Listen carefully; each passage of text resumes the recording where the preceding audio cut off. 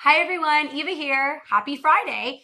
So I actually thought of a name for what we're doing every Friday. We're going to call it the Friday Focus Question because it's got a good ring to it. So today's Friday Focus Question, which is a question that I pick to answer every week from the My Sleeping Baby Facebook community, is from Liz. And her question is, I had a baby last week, and now my 2.5-year-old, previously amazing sleeper, gets hysterical at bedtime and screams in her crib.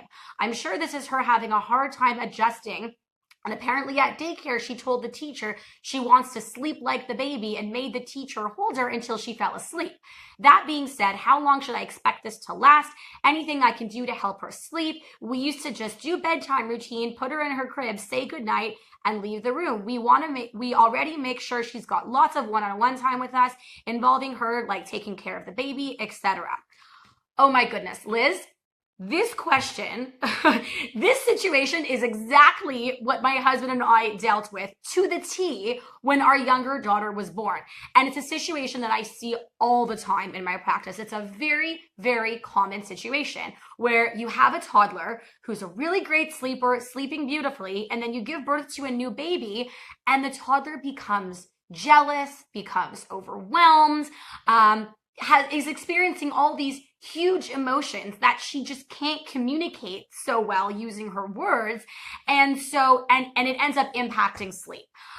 This particular situation is exactly what happened, where my toddler was also a fantastic sleeper, and then I gave birth to her baby sister and she suddenly turned into a monster. And nobody warned me about this. People are asking me, how's the baby doing? How's she sleeping?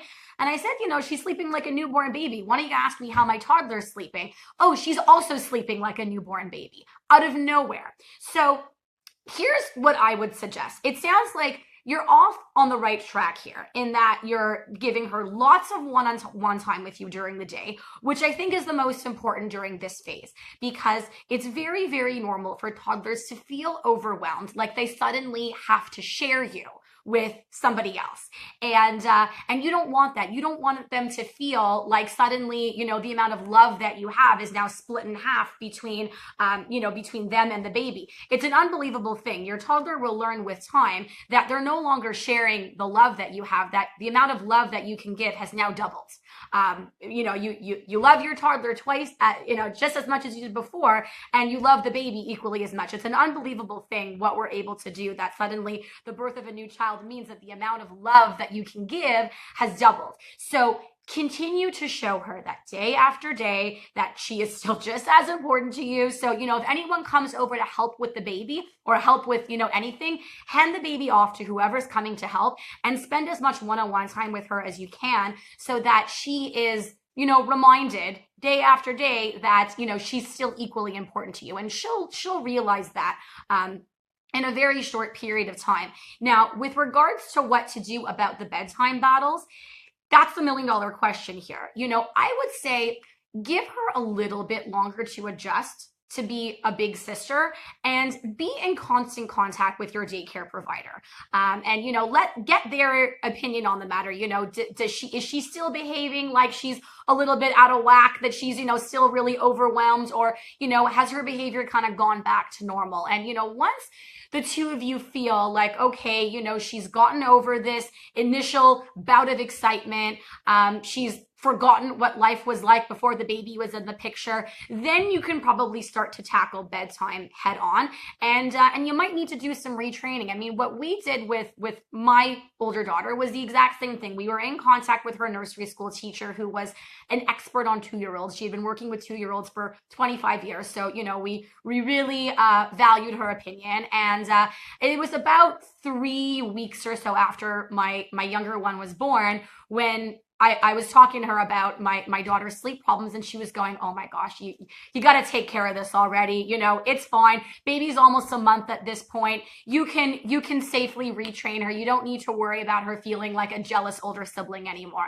And that's what we did. So, We got her a grow clock. If you feel like your older one might be old enough to understand and appreciate the rules and boundaries around a grow clock, then, you might want to introduce it to her. Again, she might not be old enough. We knew that my older one was old enough to understand and appreciate that when the clock is blue, it's nighttime. When the clock is yellow, it's daytime. Though there are many 2.5-year-olds that just don't have that kind of maturity just yet. But if you feel like she might be mature enough to even get it a little bit, introduce it to her, explain to her that once the clock is blue, it's time to go to sleep, and we're not going to be crying anymore at bedtime because it's time to go to sleep. And if you put her in the crib, say goodnight, leave the room. If you need to check on her every few minutes and for a couple seconds, that's fine. Just open up the door, poke in your head, and say, darling, time to go to sleep. We'll see you in the morning. And leave. And that was more or less what we did with my older one. And sleep was back to normal within 24 to 48 hours, if I recall. I can't remember exactly, but it was a really, really short process because remember, you're dealing with a toddler who had very solid sleep skills before the birth of the new sibling. So it would be, by the way, I'd be giving you completely different advice if you were struggling with her sleep beforehand and that the birth of a new sibling just worsened a not so great situation. But because she had really solid sleep skills and things suddenly fell apart with the arrival of the new baby, it's clearly a reflection of her feeling jealous and overwhelmed and insanely excited all at the same time. And so once she's had enough time to adjust to this, it's just a matter of doing a little bit of retraining. You check on her every 5-10 minutes or so, and then she'll get the message and figure out, oh, wait, yeah, I do lie down and go back to sleep in my crib. And it's actually a really wonderful thing. So, give it a little bit more time. And then once the two of you, coupled with your daycare provider, feel like she's gotten over that initial hump, I would, take a no nonsense approach, get the sleep challenge all sorted out. And then you should get things back to normal within the next couple days or so. Hope this was helpful, Liz. Have a wonderful weekend, everyone. Take care.